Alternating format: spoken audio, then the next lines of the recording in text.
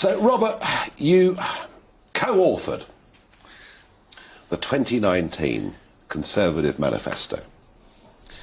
One old Etonian writing for another. Not only that, he was my I was his editor at the Telegraph, so it was. But I mean, so I know you've now moved on. You've been a journalist for many, many years. You've done very, very well. You're now at the Centre for Policy Studies, and you took some time out to help write the manifesto, and you've been involved in conservative politics and debate. But I've got to ask you, we talk about Boris a lot. We've had Jacob Rees-Mogg in the chair. Why are there so many people from one school running the country? I couldn't say. I mean, I think it is. I think David Cameron had a very good answer to this, which is that he wanted every school to be like Eton. I think the thing about it is and it's partly just because it's got quite a lot of money. It's utterly fantastic in letting you pursue things you're interested in. You got a scholarship. The facilities. There. I got a scholarship there. Yeah. So you must be very bright. Oh, absolutely.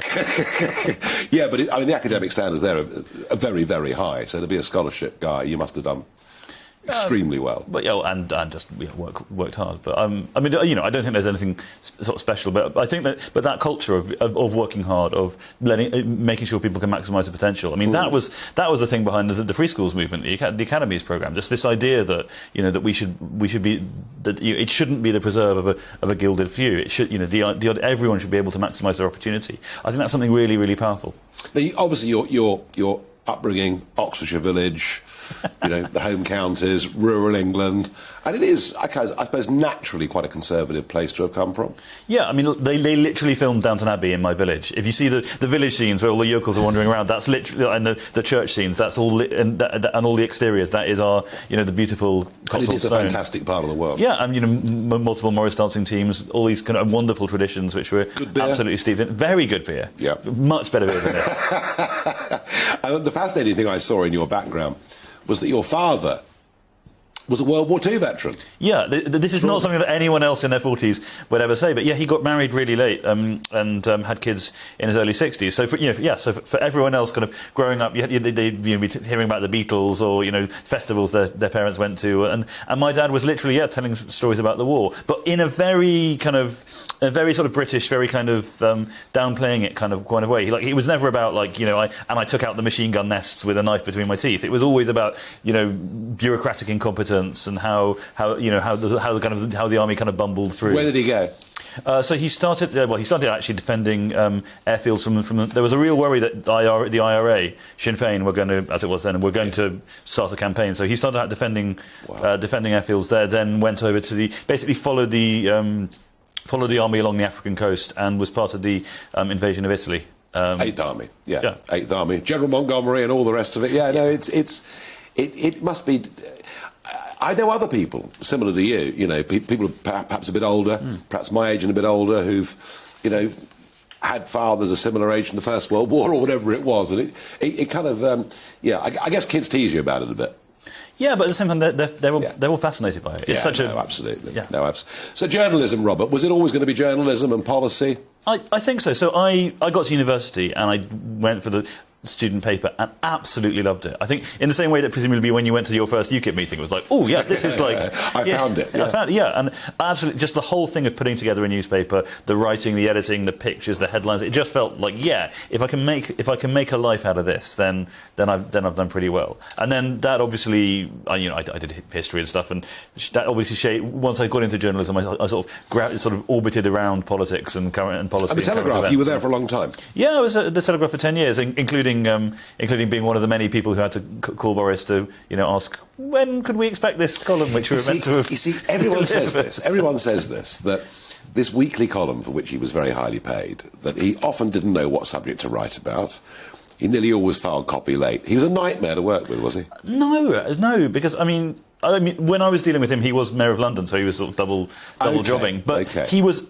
When the copy finally arrived, it was impeccable in a way that is very, very... So anyone who says that Boris is not a clever guy or doesn't have a brain to him, absolutely... There's very, very few people who... He's just disorganised. But when he sat down and focused and the words came out, they were absolutely... It was so rare that you'd have to even query anything. Yeah. Now, I've spoken to other people that work with him on the Telegraph, and at the Spectator, and it's almost perpetual chaos in motion, really. But that's who he is.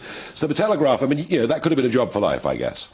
Yeah, well, given what was happening to the newspaper industry, perhaps not. But but no, I loved it. And well, you say that, but actually, the Telegraph. Online subscriptions. Yeah, and did I reach 700,000? When I was there, people hadn't worked out online subscriptions yet, and it was just looking like the economics were awful. So I really loved it there, and I really loved. And I was an editor rather than a kind of front of house guy.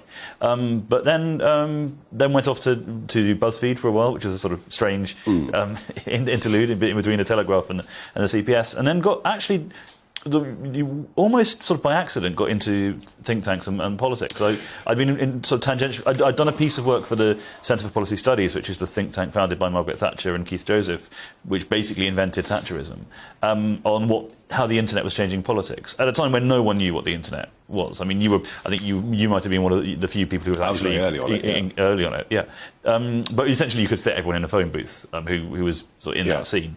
And then they sort of came. And for people at home, who don't know this little village Absolutely. Of Westminster, the Centre for Policy Studies, as you say, very much a conservative thinking, free market think tank, independently funded. What do think tanks, just in simple English, what do think tanks do? They put forward policy ideas. That's all we do, essentially. We say, this is what the government is doing, this would be a better thing to do. Or this is what the government's doing, here's why it's making a mistake. Yeah. And that's pretty much everything that every think tank does in various different ways. So you're pumping out ideas, you have people that give you money to help you pay for offices and produce this research because you want to change policy. Yeah. And change it, obviously in keeping with the founding principles of Margaret Thatcher and Keith Joseph, which are about small state, free markets, individual opportunity, aspiration, what a entrepreneurship. lonely place to be in these days. I mean, you helped write that manifesto in 2019, and OK, the pandemic came along, but can you believe that we have a Conservative government that's pushed us to the highest tax burden since Clement Attlee was in Downing Street? Where you're finding it painful, but it's true. Yeah, and I think you can blame the pandemic for an awful lot of that. Really? Well, right there on the front page was we're not going to raise taxes, and they've raised taxes. So that's obviously But they can't even take the 5%, which wouldn't be big money. They can't even take the 5% off VAT on fuel, which was a direct Brexit promise. Well, I mean, the thing which gets me at the moment is the fact that we are going to put corporation tax up by 6 Nearly points. 30%. And the Treasury is saying effectively it won't matter. And I was like, well, if you talk to businessmen, it does matter. If you talk to people who want to invest in this country, it's a real signal to them that we don't, that we are a less friendly place. The pandemic aside, why has Boris Johnson? And I read your columns in the Sunday Times every week, and they're very well thought through and argued. Why has Boris Johnson strayed away so far from where you were trying to push him into in 2019? Because Boris Johnson has never been a pure Thatcherite, and a lot of people misunderstand this.